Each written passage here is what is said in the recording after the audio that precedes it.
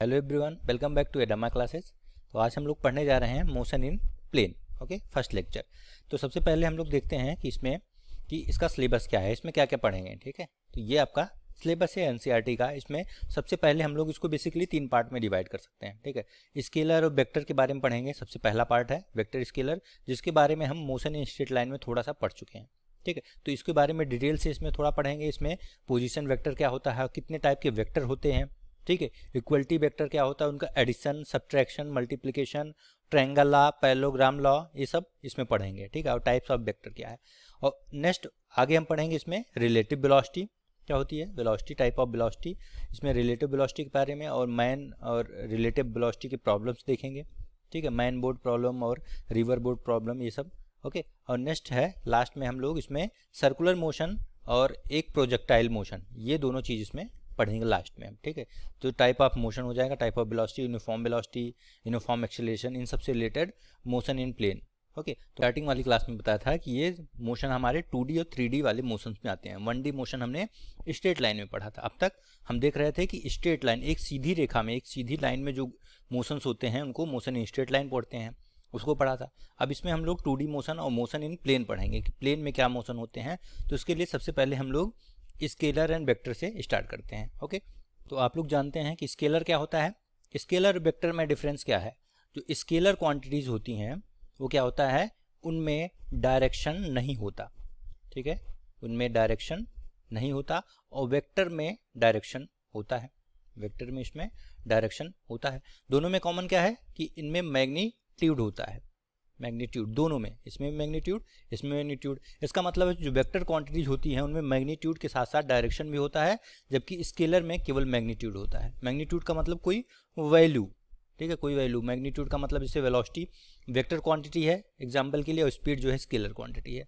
मतलब अगर आपको कह दिए कि कोई वेलोसिटी, कोई गाड़ी है वो 5 मीटर पर सेकेंड के स्पीड से चल रही है, ठीक है, तो इसको डायरेक्शन तो बता नहीं रहा है, ये स्पीड बता रहा है कि चल रही है।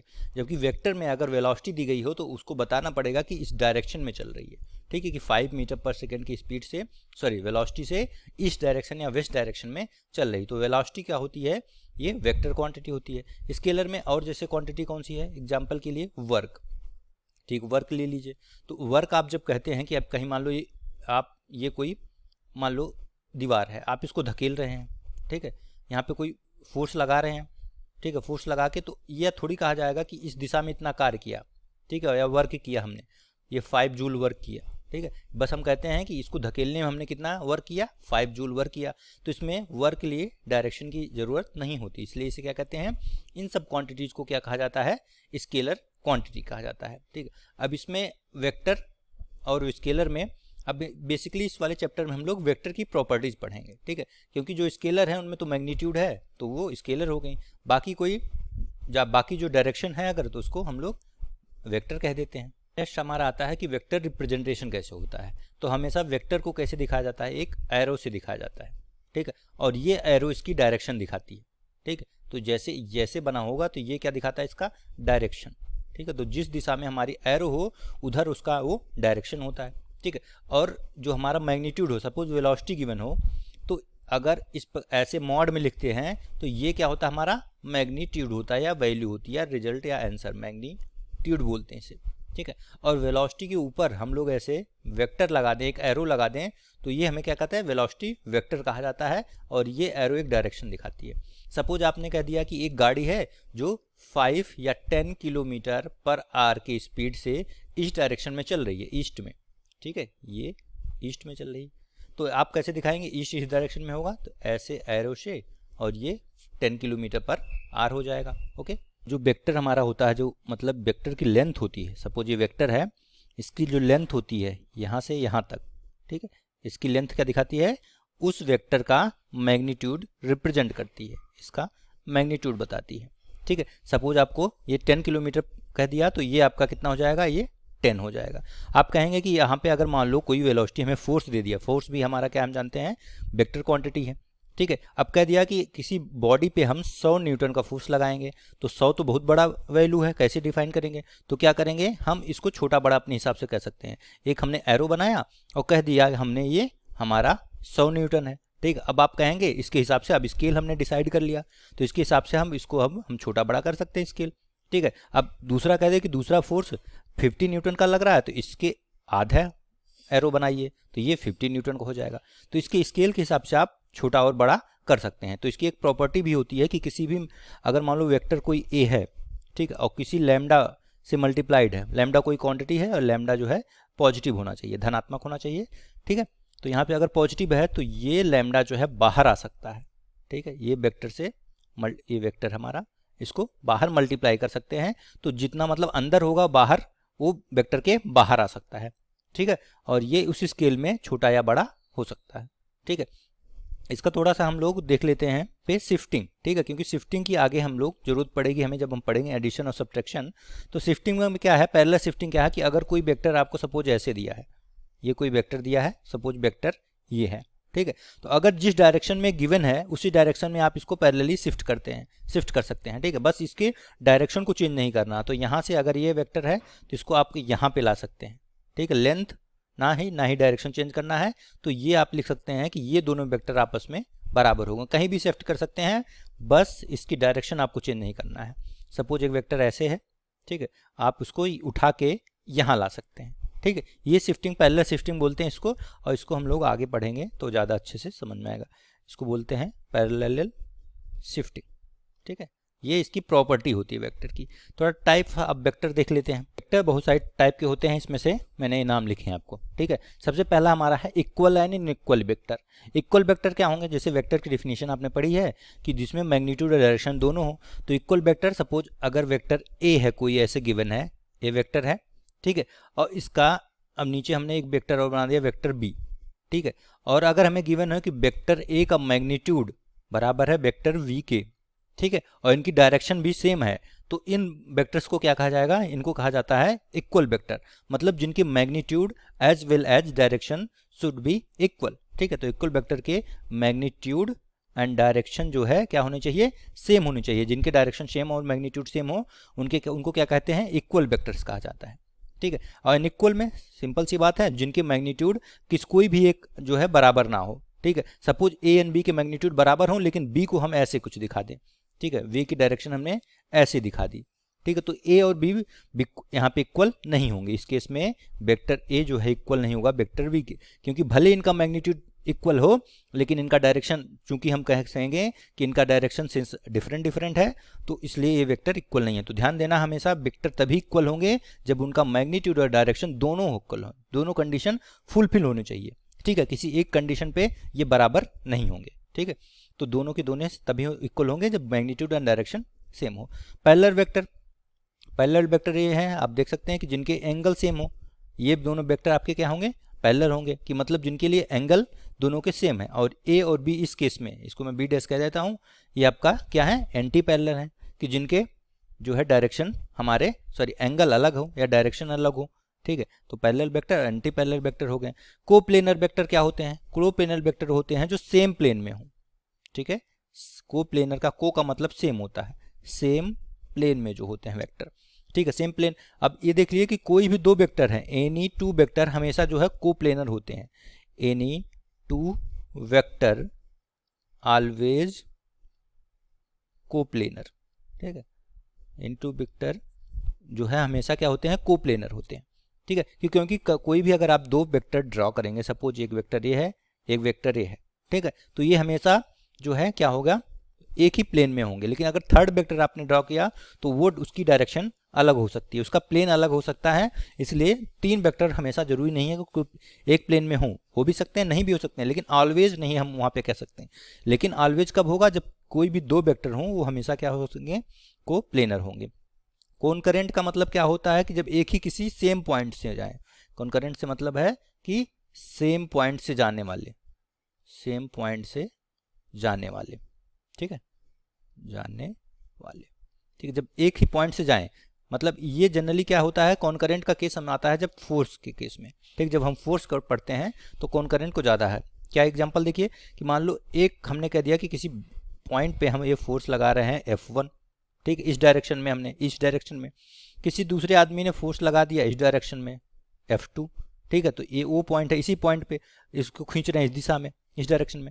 अब किसी तीसरे आदमी ने इस डायरेक्शन में खींचना शुरू कर दिया ft, किसी चौथे ने इस डायरेक्शन में खींचना शुरू कर दिया f4, ठीक है। तो सबकी डायरेक्शन तो डिफरेंट है, बट यह है कि एक ही पॉइंट पर लग रहे हैं। तो इन फोर्स को क्या कहेंगे, सारे फोर्स क्या हैं, F1 F2 F3 F4 क्या हैं, ये चारों कॉन्करेंट हैं।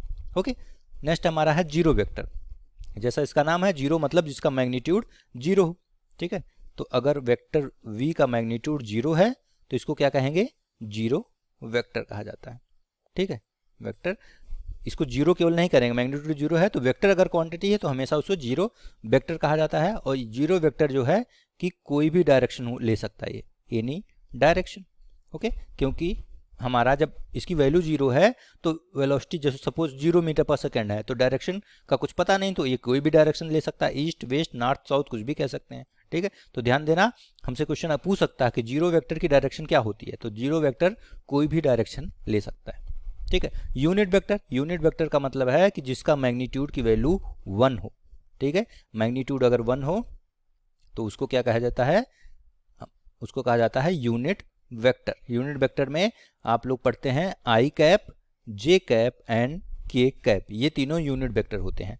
आई कैप जो है एक्स डायरेक्शन में होता है, ठीक है। यूनिट वेक्टर एक्स डायरेक्शन में आई कैप होता है, ठीक है। और वाई डायरेक्शन में हमारा जे होता है और जेड डायरेक्शन में के होता है, ठीक है। जनरली अगर वेक्टर को दिखा रिप्रेजेंट किया जाता है तो vector v equal to X, सब मैग्नीट्यूड a ले लेता हूँ या फिर x एग्जाम्पल ले लेता हूँ, 5 आई कैप प्लस 4 जे कैप प्लस 3 के कैप, ठीक है। तो ये यूनिट वेक्टर हो गए और ये इनका हमारी वैल्यूज हो गई जो उस डायरेक्शन के साथ इनका जो है कंपोनेंट्स हो कर रही हैं कि x component y and z component, ठीक है। इसको तो हम आगे फिर देखेंगे।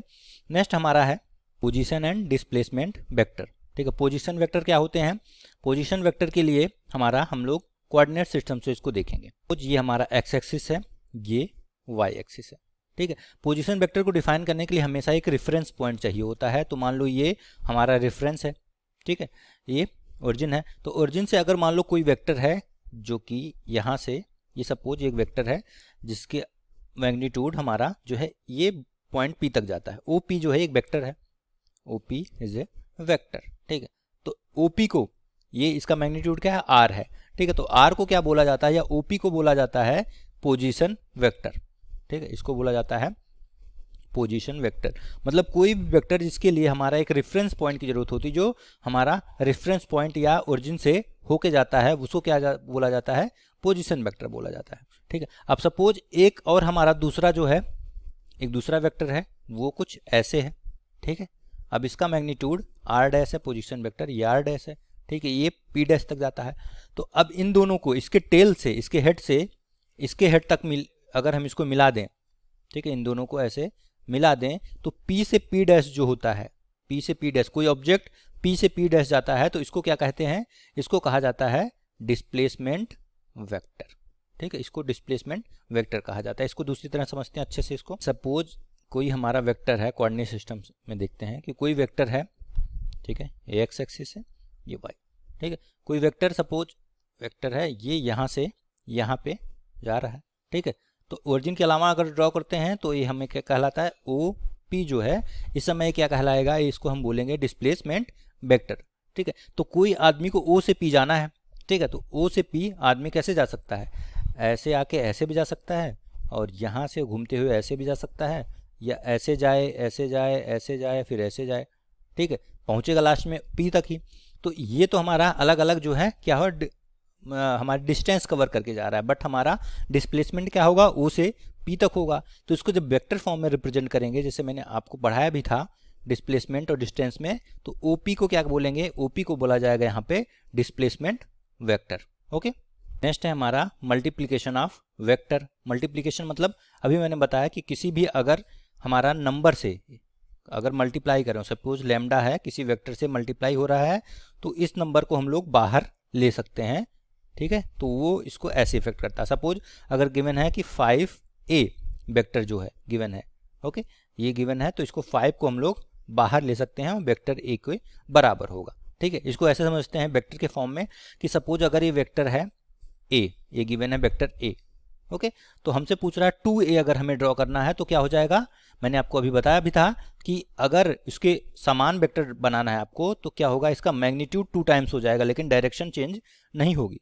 तो जो 2 वेक्टर होगा वो 2a वेक्टर ये होगा, ठीक है। ये 5 बाहर आ गया आपका, लेकिन इसकी डायरेक्शन में कोई चेंज नहीं हुआ। इसका मतलब ये है कि इसकी डायरेक्शन में चेंज नहीं होगा, इसके पैरेलल रहेगा, बस इसके मैग्नीट्यूड में चेंज हो जाएगा। क्योंकि अभी मैंने बताया था इसका लेंथ जो है क्या डिफाइन करता है, मैग्नीट्यूड। तो ये आपका 1 हो गया और ये 2 टाइम्स हो गया, तो इसका मैग्नीट्यूड 2 टाइम्स बढ़ गया, तो ये 2a हो गया।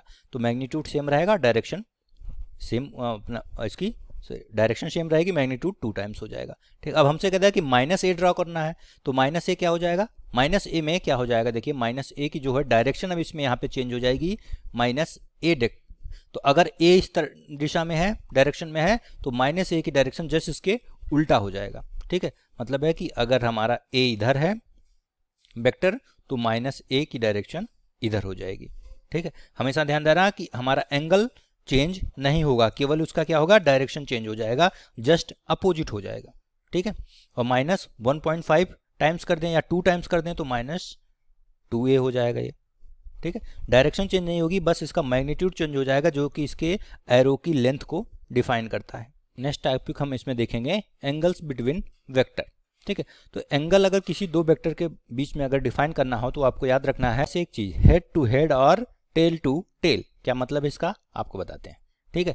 क्योंकि हमेशा एंगल जो होते हैं वो हमेशा हेड टू हेड के बीच में या टेल टू टेल के बीच में ही हमारा जो है नापे जाते हैं, ठीक है। अगर कभी पूछे आपको कि इन दोनों वेक्टर्स के बीच में एंगल है क्या है, तो आप गड़बड़ी यहाँ पे मत करना। देखिए समझाते हैं, जैसे मान लो कोई वेक्टर हमें गिवन है, ये वेक्टर ए है, ठीक है, और हमें दे दिया कि ये वेक्टर बी है, वेक्टर ए है, ये वेक्टर बी है। अब कह रहा है कि इनके बीच का एंगल क्या होगा, तो आप क्या करेंगे, सोचेंगे इन दोनों के बीच में ये है तो ये एंगल होगा, अगर ऐसा करेंगे तो ये गलत हो जाएगा, ठीक है। मैंने बताया हेड टू हेड या टेल टू टेल, तो क्या करेंगे आप इसको, मैंने अभी बताया कि हम इसको शिफ्ट कर सकते हैं, ठीक है, कहीं पे भी शिफ्ट कर सकते हैं। तो इसको क्या करेंगे, हम इसको आगे शिफ्ट कर देंगे।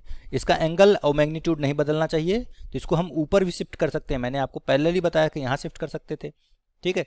तो हम इसको क्या कर सकते हैं, ऊपर भी शिफ्ट कर सकते हैं, ठीक है। तो इस बी वाले को हम लोग यहाँ पे शिफ्ट कर देंगे। तो अगर आप यहाँ पे शिफ्ट कर देंगे तो देखिए क्या होगा, इसका ना मैग्नीट्यूड बदला हमने, ना डायरेक्शन बदला।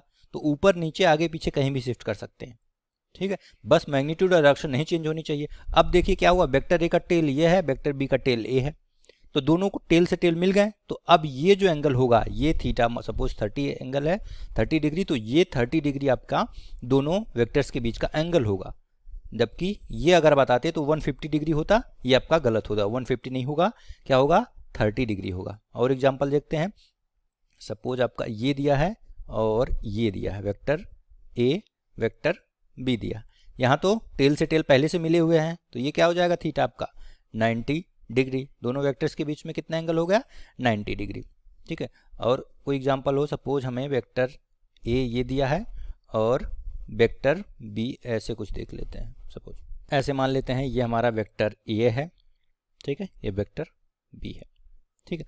अब इसको दो तरह से जोड़ सकते हैं, ठीक है। कैसे जोड़ सकते हैं, एक तो आप इसको यहाँ ले जा सकते हैं तो टेल से टेल हो जाएगा जैसे इसमें किया था, या इसको आप पैरेलली शिफ्ट कर सकते हैं तो ये यहाँ पे आ जाएगा, ठीक है। जब शिफ्ट करेंगे, पैरेलल शिफ्ट करेंगे तो यहाँ पे आ जाएगा, ये वेक्टर बी हो जाएगा। अब यहाँ से देखिए हेड से हेड मिल चुका है, ठीक है। तो ये इसके बीच का एंगल लगभग 120 या 150 जो भी हो, ये आपके बीच का एंगल हो जाएगा। जबकि पहले हमें ऐसे दिया था, तो ये 30 डिग्री है हमारा रहेगा, ठीक है। 30 डिग्री 40 डिग्री जो भी हो, ये वाला एंगल ना हो कि हमारा एंगल क्या होगा, 120 डिग्री। तो यहाँ से आप एंगल निकाल सकते हैं। तो यहाँ से आप सीख गए कि कैसे एंगल निकालते हैं दो वेक्टर्स के बीच में, ठीक। अब हम आते हैं एडिशन ऑफ वेक्टर्स पे, हम आते हैं addition and subtraction of vector में। तो सबसे पहले हम लोग एडिशन के बारे में देखते हैं, एडिशन ऑफ वेक्टर, ओके। इसमें दो मेथड हैं। सबसे पहला हमारा है ग्राफिकल मेथड, ठीक है। एक हमारा ग्राफिकल मेथड है और दूसरा एनालिटिकल मेथड है। तो सबसे पहले ग्राफिकल मेथड जो कि बहुत पॉपुलर है उसको देखते हैं। तो ध्यान देना, ग्राफिकल मेथड को कहते हैं हेड टू टेल मेथड, इसको हेड टू टेल मेथड भी कहा जाता है। क्या मतलब है इसका, आगे बताता हूँ, ठीक है। हेड टू टेल मेथड है क्या, एग्जांपल से देखते हैं। सपोज मान लीजिए आपका कोई वेक्टर दिया है हमें, वेक्टर ये गिवन है ए, ठीक, और दूसरा वेक्टर हमें दिया है ये ऐसे थोड़ा बना देते हैं, सपोज ये बना दिया हमने, थोड़ा ऐसा कर देते हैं, ए है वेक्टर ए, वेक्टर बी है, दोनों को मैग्नीट्यूड अलग हो सकते हैं, बराबर भी हो सकते हैं, ठीक है। ये क्वेश्चन में नहीं गिवन है तो आप यहाँ पे बराबर मत मानिए, ठीक है, कुछ भी हो सकते हैं। तो यहाँ पे हम क्या करेंगे, हेड टू टेल का मतलब क्या है कि एक के हेड को दूसरे के टेल से जोड़ना है। कौन सा पहला है कौन सा दूसरा, वो आप पे निर्भर करता है, डिपेंड करता है, ठीक है। सपोज मैंने इसको पहला ले लिया, अब आप शिफ्ट करेंगे तो ये वेक्टर हमारा ये हो गया, ठीक है। डायरेक्शन और मैग्नीट्यूड सेम होना चाहिए इनका, तो ये वेक्टर हमारा ये हो गया, ठीक है। अब दूसरा को आपको शिफ्ट करना है, ठीक है। इनका डायरेक्शन चेंज नहीं होना चाहिए, ना ही मैग्नीट्यूड चेंज होना चाहिए। तो इसके क्या करूँगा मैं, इसके हेड से इसका टेल जोड़ दूंगा, इसके हेड से इसका टेल जोड़ दूंगा, मतलब इसको शिफ्ट करते हुए यहाँ पे लाना है और इसके हेड से इसका टेल जोड़ूंगा, डायरेक्शन चेंज नहीं करनी है, तो कुछ ऐसे आ जाएगा, ठीक है। ये आपका वेक्टर बी हो गया। इसको चाहे आप कुछ नाम दे सकते हैं, इसको ओ पी दे दीजिए नाम। अब जहाँ पे हमारा शुरू हुआ था पहले वाले के टेल से, या जहाँ से स्टार्ट किया था दूसरा वाला जहाँ पे एंड हुआ है, या पहले के टेल से दूसरे के हेड को मिला दीजिए, तो ये आपका क्या हो जाएगा, आपका आंसर हो जाएगा। और इसको क्या कहा जाता है, इसको बोला जाता है रिजल्टेंट, ठीक है, रिजल्टेंट बोला जाता है। और इसको लिखा जाता है आर से, तो आर इक्वल टू हो जाएगा ए प्लस बी, ये लिख सकते हैं vector R equal to vector R plus B, ठीक है। ये इनके वेक्टर फॉर्म में है, ठीक है। इनका मैग्नीट्यूड की वैल्यू अभी मैं निकालना सिखाऊंगा आपको कैसे निकाला जाता है। ये हो जाएगा vector R equal to R plus B. इसको देखिए दूसरे तरीके से भी हम लोग जोड़ सकते हैं। अब मैंने इसको शिफ्ट किया था, इस बार मैं ए को शिफ्ट कर रहा हूँ, इस बार मैं पहले बी को बना लेते हैं। देखें हमारा ये बी है, ठीक है, ये हमने पहले बी को बना लिया, ये आपका वेक्टर बी हो गया, ठीक है। अब हमने क्या किया, ए को कैसे शिफ्ट किया, अब इसके हेड से इसके टेल को शिफ्ट कर देते हैं, जोड़ देते हैं, ठीक है। तो इसका टेल यहाँ आना चाहिए, तो ये कुछ ऐसे हो जाएगा, ठीक है। ऐसे बनाना आपको कि इसका डायरेक्शन और मैग्नीट्यूड चेंज नहीं होना चाहिए। तो ये वेक्टर ये हो गया, वेक्टर बी हो गया। अब यहाँ से इसका टेल और यहाँ से इसका हेड, ठीक है, पहले वाले का टेल दूसरे वाले का हेड यहाँ पे जोड़ दीजिए, तो यहाँ से ये वेक्टर आर हो जाएगा, जो कोई रिजल्टेंट होगा इसका, ठीक है। वो जो आपको एक क्वेश्चन दे दिया कि 3 वेक्टर हैं ए बी सी, ठीक है। अब इनको अलग अलग तरीके से मिलाने पे हमें क्या रिजल्टेंट मिलेगा, ठीक है। तो सबसे पहले मैं क्या करता हूँ, इसके टेल से इसके हेड को मिलाता हूँ, तो क्या मिलेगा आपको बताना है, ठीक है। देखिए यहाँ से इसके हेड से इसका टेल जुड़ा, तो ये क्या हो जाएगा, अब यहाँ से पहले वाले का टेल दूसरे वाले के हेड से जुड़ गया, यानी कि ए और बी को जोड़ा गया है, यानी कि ये vector A plus vector B हो जाएगा, इसको लिख सकते हैं, ठीक है। अब मैं इसको और इसको अगर जोड़ूँ, यहाँ से मैं सपोज इसको और इसको जोड़ दिया मैंने, ठीक है। तो ये देखिए ये गया दूसरे का हेड और तीसरे का टेल और दूसरे का हेड जुड़ा और लास्ट आया, तो पहले का टेल दूसरे का लास्ट वाले का हेड, दो यहाँ पे नहीं 3 वेक्टर जुड़े हैं, तो 3 वेक्टर जुड़े हैं 1 2 3, तो यहाँ पे इसका रिजल्टेंट क्या हो जाएगा, ए प्लस बी प्लस सी हो जाएगा यहाँ पे रिजल्टेंट, ठीक है। इसको दो तरह से कर सकते हैं कि ए को छोड़ के पहले बी प्लस सी करिए और ए में इसको जोड़ दीजिए, ठीक है। इसको क्यूमुलेटिव मेथड कहते हैं, कि आप इसको वेक्टर की प्रॉपर्टी होती है कि vector A plus B plus C अगर ऐसे लिखा जाए वेक्टर, तो ये इसको लिख सकते हैं ए प्लस बी और प्लस सी लिख सकते हैं। वेक्टर की ये प्रॉपर्टी होती है कि दो वेक्टर अगर आपस में ऐसे जुड़े हों और तीसरा उससे जोड़ दिया जाए, तो ये इन दोनों का रिजल्टेंट और उनका योग सबका आपस में बराबर हो जाए, इसको कहते हैं क्यूमुलेटिव प्रॉपर्टी। वेक्टर्स जो है क्यूमुलेटिव प्रॉपर्टी को फॉलो करता है, क्यूमुलेटिव प्रॉपर्टी कहा जाता है। और क्या कर सकते हैं, और इस कोने को इससे जोड़ सकते हैं हम लोग। तो सपोज अगर इसको इससे जोड़ दिया हमने, तो इसकी वैल्यू क्या होगी वो देखते हैं। देखिए इसकी वैल्यू क्या होगी यहाँ पे बताइए। तो देखिए यहाँ पे हमने इसके टेल से इसके हेड को जोड़ा, यानी ये और दोनों इसमें इन्वॉल्व हैं, ठीक है, ये और ये, क्योंकि ए वेक्टर ये दोनों आपस में जुड़े, ए वाला तो आपस में जुड़ा नहीं है, ठीक है। इसका टेल जो है हमारा खाली है इस केस में, अगर इन दोनों को छोड़ दीजिए तो केवल इन दोनों का हेड और टेल आपस में जुड़े हुए हैं, तो इसलिए क्या हो जाएगा आपका ये वाला रिजल्टेंट हो जाएगा B plus C, vector B plus vector C हो जाएगा, ठीक है सब्ट्रैक्शन। अब सब्ट्रैक्शन एडिशन अगर आपको आ गया तो सब्ट्रैक्शन आसान है। देखिए सब्ट्रैक्शन कैसे लिखेंगे, सपोज दो वेक्टर लिखना है तो a minus B, vector a minus vector b लिखेंगे आप, ठीक। अब इसको देखिए आप लिख सकते हैं vector a plus minus vector b, और मैंने आपको बताया था अगर माइनस लिख जाए तो इसका मतलब है इसका डायरेक्शन चेंज हो गया, तो अगर b इधर है वेक्टर तो माइनस बी का मतलब ये डायरेक्शन चेंज हो जाएगी, ये माइनस बी वेक्टर हो जाएगा, ठीक है। इसको देखते हैं किसी एग्जांपल से। सपोज हमारा कोई ये वेक्टर है, इसको बना लेते हैं। सपोज ये हमारा कोई वेक्टर है वेक्टर ए, ओके, यहाँ पे ये वेक्टर ए है, और कोई वेक्टर ले लेते हैं, सपोज यहाँ पे वेक्टर बी, ये आपका वेक्टर ए है, ये वेक्टर बी है, ठीक है। पहले का टेल दूसरे का हेड जुड़ जाएगा, तो अभी मैंने बताया क्या हो जाएगा, ये तो हमारा एडिशन हो जाएगा, resultant R equal to A plus B हो जाएगा, ठीक है।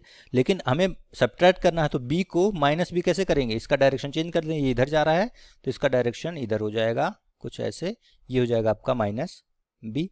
अब इसका टेल से अब इसके हेड को जोड़ेंगे, क्योंकि बी के हेड को अब माइनस बी इधर है, तो अब ये जो जुड़ेगा, ये वाला वैल्यू आपकी क्या आ जाएगी, ये आ जाएगा ए माइनस बी, ठीक है। इसको भी आर से ही दिखाते हैं, आप इसको R1 लिख सकते हैं, क्योंकि इसको आर हमने नाम दे दिया, तो ये आपका हो जाएगा vector A minus vector B, ठीक है। इसी प्रकार से आप और भी एग्जांपल्स देख सकते हैं। सपोज ये वेक्टर हमारा ए है, ठीक है, और ये वेक्टर बी है, ठीक है। तो अब इन दोनों ए माइनस बी निकालना है, तो ए प्लस बी है, तो माइनस बी आपका इस डायरेक्शन में आ जाएगा, इन दोनों को जोड़ देंगे तो ये ए माइनस बी आ जाएगा। बस आपको डायरेक्शन चेंज करनी है और जोड़ देना है, तो आपका A minus B subtraction of vector आ जाएगा, ओके।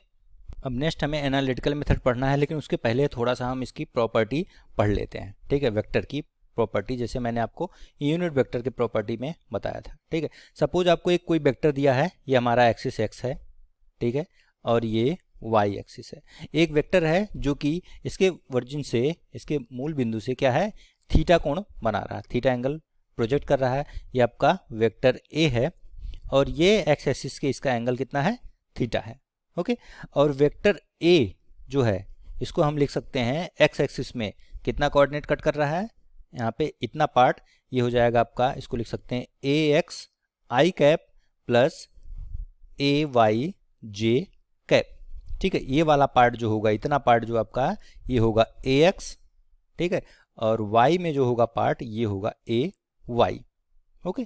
तो यहाँ पे ये हो जाएगा आपका यूनिट वेक्टर जो है, x डायरेक्शन में मैंने आपको बताया था i होता है, y डायरेक्शन का यूनिट वेक्टर जो है j होता है, और z डायरेक्शन का k होता है, ठीक है। तो आपका, या तो इसको लिख सकते हैं, अगर ये मैग्नीट्यूड है तो ax है, और डायरेक्शन के साथ देखेंगे तो आपको ax i कैप है, इतना, ठीक है, और ये वाई जे कैप है, और इतना जो है, इतना पार्ट जो है मैग्नीट्यूड है, क्योंकि जब मैग्नीट्यूड लेंगे तो मैग्नीट्यूड ऑफ आई जो होता है वो मैग्नीट्यूड ऑफ जे और इक्वल टू मैग्नीट्यूड ऑफ के, तीनों का मैग्नीट्यूड 1 होता है, क्योंकि ये तीनों क्या हैं, यूनिट वेक्टर हैं, और यूनिट वेक्टर का मैग्नीट्यूड क्या होता है, 1 होता है, ठीक है। अब इनका अगर आपको निकालना हो तो ए एक्स की वैल्यू क्या होगी, ए एक्स जो है इसका कंपोनेंट निकालेंगे, तो जो भी थीटा के साथ होता है, जो भी हमारा कंपोनेंट, वो हमेशा क्या है, कॉस कंपोनेंट होता है, याद रखना। तो थीटा के साथ वाला ए एक्स है, तो जाएगा आपका ए कॉस थीटा, ए वाई क्या हो जाएगा, ए साइन थीटा। इनका रिजल्टेंट कैसे निकालते हैं, रिजल्टेंट या मैग्नीट्यूड जो भी है, आर इक्वल टू, ये हो जाएगा ए X square plus A Y square, इसका अंडर रूट, ठीक है। तो यहाँ से आप निकालेंगे इनका मैग्नीट्यूड, ए एक्स को ए कॉस स्क्वायर थीटा प्लस ए साइन स्क्वायर थीटा निकालेंगे, तो आपको फाइनल आंसर ए मिलेगा, जो कि मॉड ऑफ ए ही है, ठीक है। आप यहाँ पे पुट करके देख दीजिए, sine square theta plus cos square theta की वैल्यू 1 होती है, तो यहाँ से आप रखेंगे तो आपका क्या आ जाएगा, ये, ठीक है। तो आपको चाहे तो ऐसे लिख सकते हैं कि magnitude of A equal to A X square plus A Y square, ठीक है। ये आपका फार्मूला हो जाएगा, इसको याद रखना। और अगर हमसे पूछ रहे हैं कि एंगल क्या होगा, तो एंगल यहाँ से थीटा क्या होगा, अगर टेन थीटा देखें तो ये आपका है परपेंडिकुलर, और बेस ये वाई है, तो आपका D Y by D X हम जानते हैं टेन थीटा होता है, तो क्या हो जाएगा यहाँ पे आपका क्या होता है हमारा, tan theta equal to tan theta, ये इक्वल टू हो जाएगा आपका A Y by A X, okay. तो आपका परपेंडिकुलर अपन बेस, तो यहाँ से ये आपका हो जाएगा ए वाई की वैल्यू क्या है, A sine theta by A cos theta, यहाँ से टेन थीटा आपको मिलेगा, यानी कि अगर थीटा पूछे तो थीटा आपका क्या हो जाएगा, tan inverse A Y by A X हो जाएगा, ठीक है। ये तो आपका फॉर्मूला हो जाएगा, ए एक्स और ए वाई की जगह कोई वैल्यू गिवन होगी आपको, ठीक है, वेलोसिटी के फॉर्म में या किसी चीज़ के फॉर्म में गिवन हो सकती है, ठीक है। तो ये आपका हो गया। अब हम लोग ग्राफिकल मेथड, एनालिटिकल मेथड देखते हैं इसको। इसके लिए मैं मान लेता हूँ यहाँ पे कि दो वेक्टर हैं ओपी, ओपी को मैं वेक्टर ए मान लेते हैं, और ओ क्यू को वेक्टर बी मान लेते हैं, ठीक है। ये दो वेक्टर हैं, और मान लिया इनके बीच का एंगल हमारा क्या है, थीटा, ये पूरा एंगल थीटा है, ठीक है। अब यहाँ पे देखिए हमें एडिशन करना है, तो क्या होगा, एडिशन करने के लिए मैंने बताया था हेड टू टेल मेथड लगाना है, तो लेकिन ये दोनों टेल से जुड़े हुए हैं, तो अब यहाँ पे आएगा काम पैरेलल शिफ्टिंग का। इसको हमने क्या किया, पैरेलली यहाँ शिफ्ट कर सकते हैं, ठीक है। तो पहले ही शिफ्ट करेंगे तो इसका हेड यहाँ आ जाएगा और इसका टेल यहाँ आ जाएगा, तो इसका हेड इसके टेल से जुड़ गया। अब पहले का टेल दूसरे का हेड आपस में जुड़ गया, तो इसका मतलब OS क्या हो जाएगा आपका, यहाँ पे OS इक्वल टू R जो है रिजल्टेंट हो जाएगा। तो ये आपका R आ गया, यानी कि vector A plus vector B बन गया, ठीक है। अब यहाँ पे एनालिटिकल मेथड से हमें OS निकालना है, वेक्टर मेथड से यहाँ निकालना नहीं है, तो इसलिए हम लोग इसको क्या करेंगे, ये आपका वेक्टर है और यहाँ पे हम लोग A जो मतलब लिख रहे हैं, तो A का मतलब है vector A equal to mod लेंगे तो ये इसका मैग्नीट्यूड है, ठीक है। अगर वेक्टर फॉर्म में लिखना है ऐसे, मैग्नीट्यूड में कोई एरो नहीं लगाएंगे तो इसका मैग्नीट्यूड है, ठीक है। एनालिटिकल मतलब हम ज्योमेट्री से इसको सॉल्व करेंगे। अब यहाँ पे इसको क्या किया हमने, यहाँ पे इसको आगे बढ़ा के परपेंडिकुलर डाला, ये 90 डिग्री है, ठीक है। ये मान लिया ये जो एंगल है रिजल्टेंट और जो A वेक्टर के एंगल बीच का एंगल है ये अल्फा है, ये वाला एंगल मान लिया हमारा कितना है, बीटा है, ठीक है। यहाँ से एक परपेंडिकुलर इस पे भी डालते हैं, इसका नाम M रख देते हैं, ये परपेंडिकुलर, ठीक है। अब ज्योमेट्री से देखिए, ये हमने नॉर्मल डाला, तो अगर ज्योमेट्री से देखिए तो ये हमारा OSN ट्रायंगल ONS, ठीक है। ONS से देखेंगे तो ये हमारा 90 डिग्री है, तो यहाँ पे पाइथागोरस थ्योरम लगा सकते हैं, ठीक है। तो Pythagoras theorem, from Pythagoras theorem, यहाँ पे क्या लिख सकते हैं, यहाँ पे लिखेंगे कि OS का स्क्वायर इक्वल टू ON का स्क्वायर प्लस SN का स्क्वायर, इक्वेशन 1, ठीक है। अब ON को हम लिख सकते हैं यहाँ पे, since ON equal to OP plus PN। अब हमें OP तो पता है क्या है, एक इक्वल है, बट PN की वैल्यू नहीं पता है, तो हमें PN यहाँ से निकालना पड़ेगा। SN की वैल्यू भी नहीं पता है, तो SN भी निकालना पड़ेगा। तो पहले PN और SN निकाल लेते हैं, ओके। अब देखिए PN और SN कैसे निकलेंगे यहाँ पे। अब देखिए अगर ये अल्फा है तो ये वाला एंगल हमारा, सॉरी A अगर हमारा थीटा है तो ये वाला एंगल क्या होगा, ये भी थीटा होगा, क्योंकि ये एंगल जो है ये B वेक्टर है। मैंने बताया था वेक्टर जो है अपने साथ डायरेक्शन चेंज नहीं करता, एंगल दोनों के बीच का चेंज नहीं होगा। तो वेक्टर A को हम आगे बढ़ा दें तो ये वेक्टर A हो जाएगा, और टेल से टेल मिल गया तो दोनों के बीच का एंगल ये जो है वेक्टर के बीच का एंगल कहलाएगा, ठीक है। तो इसलिए ये वेक्टर A और B के बीच का एंगल इसे कह सकते हैं, ठीक है। तो ये दोनों इनके बीच का एंगल हो गया, ओके। अब यहाँ से देखिए, अभी मैंने आपको बताया, तो अगर ये वेक्टर हमारा क्या है, वेक्टर B है, ये वेक्टर B है, तो इसका अब हम लोग कंपोनेंट लेंगे, तो ये वेक्टर B का कंपोनेंट इधर आ जाएगा, तो इधर वाला कंपोनेंट क्या होगा, Pn जो है, ये Pn को आप लिख सकते हैं Pn equal to B cos theta. तो यहाँ से Pn या NP इक्वल टू हो जाएगा B cos थीटा, और Sn इक्वल टू हो जाएगा B sin थीटा, ओके। तो यहाँ से ये दोनों वैल्यू इसमें पुट कर देंगे।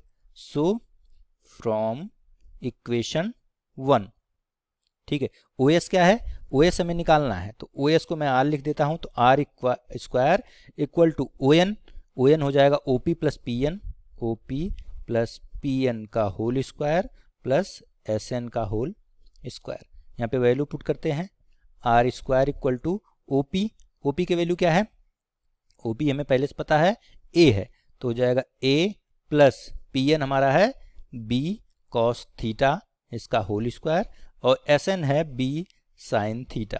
इस यहाँ से हो जाएगा आपका A square plus B cos square theta 2AB, तो 2 into A into B, sorry cos square theta नहीं होगा, ये केवल आपका cos थीटा होगा, ठीक है। और यहाँ से ये हो जाएगा आपका B square sine square theta, ठीक है। इसको और इसको एक साथ करेंगे तो देखिए क्या हो जाएगा, आपका A square plus 2AB cos theta plus B square, और यहाँ पे बचेगा आपका sine square theta plus cos square theta, ठीक है, ब्रैकेट में ये हो जाएगा sine square theta plus cos square theta. आपने पढ़ा है sine square theta plus cos square theta की वैल्यू 1 होती है, तो ये इक्वेशन आ जाएगा आपका R स्क्वायर, या R को इधर करेंगे तो अंडर रूट आ जाएगा, या आ जाएगा A square plus 2AB cos theta plus B square, इसका अंडर रूट, तो ये आपका आ जाएगा मैग्नीट्यूड, ठीक है। तो ये रिजल्टेंट यानी कि मैग्नीट्यूड की वैल्यू आ गई। ध्यान देना, ये कभी भी वेक्टर के केस में नहीं होता है, ये वेक्टर क्वांटिटी नहीं है। हमेशा मैग्नीट्यूड निकालने के लिए हमें ये जो है ये फॉर्मूला यूज करना है। और अगर आपको डायरेक्शन निकालना है तो आपको थीटा भी पता होना चाहिए। तो यहाँ पे आंसर हटा देते हैं, हमें जो है थीटा भी निकालना होगा ताकि हमें डायरेक्शन भी पता चल सके। तो थीटा के लिए क्या करेंगे, यहाँ पे टेन थीटा हमें निकालना है। ठीक है, तो थीटा के लिए टेन थीटा यहाँ पे कहाँ गया, ये है। तो टेन थीटा इक्वल टू क्या होगा, परपेंडिकुलर अपान बेस होता है, परपेंडिकुलर यानी एस एन अपान पी एन। ओके, यहाँ डायरेक्शन हमें निकालना दोनों वेक्टर के बीच का नहीं, दो हमें रिजल्टेंट का डायरेक्शन निकालना है। इसका मतलब हमें एंगल अल्फा निकालना है। ठीक है, तो अल्फा निकालने के लिए क्या करेंगे, अल्फा निकालने के लिए देखिए यहाँ पे हम लोग अब इसको जो पार्ट में ब्रेक किया है उसका काम आएगा। अब सबसे पहले अगर हम ट्राइंगल ओ एस एन में देखें, ओ एस एन में देखें तो एस एन इक्वल टू क्या है, एस एन इक्वल टू अभी हमने निकाला था आर। ठीक है, अगर ये आर है हमारा तो एस एन इसका दो कंपोनेंट होगा, ये वाला आर कॉस अल्फा होगा ओ एन, और एस एन क्या होगा आर साइन अल्फा। ठीक है, और ये आपका और साथ ही साथ ओ एन क्या हो जाएगा, ओ एन आपका ये पूरा वैल्यू, ओ एन हमारा आर साइन अल्फा होगा, सॉरी कॉस अल्फा होगा, ये आर साइन अल्फा। और यहाँ से तो अगर दूसरा हम देखें ट्रायंगल ओ एस एन से एस एन इक्वल टू हमारा क्या आ रहा है आर साइन अल्फा। ठीक है, और अभी हमने एस एन इक्वल टू क्या निकाला था, एस एन देखें तो यहाँ पे हमने अभी एस एन दिया था बी कॉस थीटा, तो यह हो जाएगा बी कॉस थीटा, क्योंकि दोनों आपस में बराबर हैं। ठीक है, तो हम लिख सकते हैं R sine alpha equal to B cos theta. तो इसको कर सकते हैं कि R upon cos theta, sorry हमारा S N B sine theta था। ठीक है, तो यहाँ से आर अपान मैंने कर दिया साइन थीटा को इधर ले आएंगे तो आर अपान साइन थीटा, इसको बी अपॉन साइन अल्फा होगा। इक्वेशन 1 दे देते हैं। अब आते हैं दूसरे ट्रायंगल पे हम लोग पी एम की वैल्यू, मैंने परपेंडिकुलर डाला था यहाँ से, सॉरी यहाँ पे था, पी एम की वैल्यू निकालते हैं, पी से एम। पी एम की वैल्यू क्या होगी, देखिए पी एम निकालने के लिए हमारा हम करेंगे, अब हम ट्रायंगल में देखेंगे ओ पी एम में, ट्रायंगल ओ पी एम में देखेंगे तो ये ए है, तो इसका ए वाला घटक यानी ओ एम वाला घटक जो होगा यानी कंपोनेंट जो होगा वो क्या होगा, ये होगा ए कॉस अल्फा, और पी एम वाला जो होगा वो ए साइन अल्फा होगा। ठीक है, ये वाला कंपोनेंट पी एम। तो यहाँ से पी एम अगर निकालेंगे तो ट्रायंगल ओ पी एम में हो जाएगा हमारा पी एम इक्वल टू क्या हो जाएगा, हमारा निकाला था हमने अभी ए साइन अल्फा। ठीक है, और दूसरी तरफ से देखेंगे तो हमारा आ जाएगा यहाँ से, सॉरी यहाँ से देखेंगे, इस वाले में देखेंगे तो इसका कंपोनेंट अब बी, इस वाले ट्रायंगल में देखें एस पी एम में, एस पी एम ट्रायंगल में देखेंगे आप तो ये हो जाएगा, ये बी है तो बी का ए वाला कंपोनेंट क्या होगा कॉस होगा, और ये वाला कंपोनेंट साइन होगा, तो हो जाएगा बी साइन बीटा, एंगल यहाँ पे बीटा है वाला हमने माना है, तो ये हो जाएगा आपका ए बी साइन बीटा। ठीक है, अब इसको आप लिख सकते हैं A by sine beta equal to B by sine alpha, equation 2। ठीक है, अब इक्वेशन 2 और इक्वेशन 1 को आप कंपेयर करें तो देख सकते हैं कि ये आपका राइट हैंड साइड दोनों तरफ बराबर, यानी कि ये दोनों आपस में बराबर होंगे। तो इक्वेशन 1 एंड 2 आपस में शुड बी इक्वल, तो जाए इक्वेशन 1 से क्या हो जाएगा R upon sine theta equal to B by sine alpha equal to A by sine beta, ये इक्वल आपस में बराबर होंगे। यहाँ से साइन अल्फा जो आ जाएगा हमारा वैल्यू बी बाई आर, अगर हमें दोनों वेक्टर पता है, आर पता है क्योंकि हम आर इक्वेशन 1 से निकालेंगे, मैग्नीट्यूड निकाल चुके हैं, थीटा हमें पता रहेगा तो यहाँ से हम डायरेक्शन निकाल सकते हैं अल्फा। ठीक है, इसका एक और फॉर्मूला आप टेन अल्फा के फॉर्म में ले सकते हैं, टेन अल्फा इक्वल टू यहाँ से होगा S N by O P plus P N. ठीक है, ये पी एन होगा। देखिए यहाँ से टेन अल्फा अगर हम निकालें, सॉरी बार बार ये आ जा रहा, टेन अल्फा निकालें तो टेन अल्फा इक्वल टू क्या होगा, tan equal to S N by P N. S N क्या हो जाएगा आपका, एस एन यहाँ से देखेंगे तो एस एन की वैल्यू होगी आपकी बी कॉस थीटा। ठीक है, सॉरी बी साइन थीटा, ये आपका बी साइन थीटा के बराबर है, और ये आपका ए है प्लस ये है बी कॉस थीटा। ठीक है, तो यहाँ से आपका आ जाएगा एस एन है आपका B sine theta divide by O P है A plus B cos theta. ठीक है, तो ये आपका दूसरे वाले पार्ट का आंसर आ जाएगा। ठीक है, तो ये वाला आपका इक्वेशन जो है इसे मैं 4 एंड 5 दे देता हूँ। 4 और 5 क्या दिखा रहे हैं, ये दोनों आपके दिखाते हैं रिजल्टेंट का डायरेक्शन, और आर का जो आंसर है, आर अभी हमने निकाला था, ये आपका क्या दिखाता है, मैग्नीट्यूड। ठीक है, ये रिजल्टेंट का मैग्नीट्यूड, दो वेक्टर के एडिशन में मैग्नीट्यूड का फॉर्मूला याद रखना बहुत इंपॉर्टेंट है, बहुत ज़्यादा यूज होता है। ठीक है, और ये हमारा है डायरेक्शन के लिए। ठीक है, तो आज यहीं पे हम लोग एंड करते हैं। नेक्स्ट हम लोग acceleration, uniform acceleration, circular acceleration और प्रोजेक्टाइल मोशन से नेक्स्ट चैप्टर में हम लोग इसको आगे कंटिन्यू करेंगे। Okay, thank you.